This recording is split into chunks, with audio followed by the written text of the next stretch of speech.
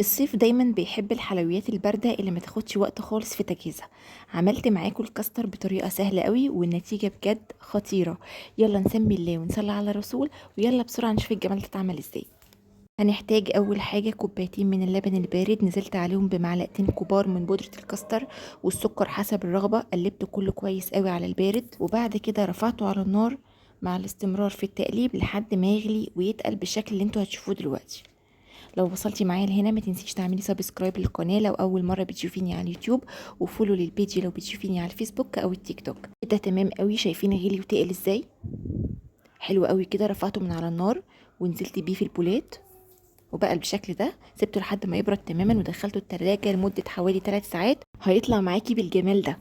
الجناش يرجع لك انتي. استخدمي اي نوع مكسرات. انا عن نفسي حطيت له فستق مجروش. حلو قوي وطريقته سهله قوي، ومن احلى الحلويات اللي ممكن يتعمل في وقت قليل قوي، ما بيكملش دقايق، وهينجح معاكي من اول مره ان شاء الله. شايفين شكله عامل ازاي؟ تعالوا نشوف من جوه. شايفين متماسك وكريمي وحلو قوي.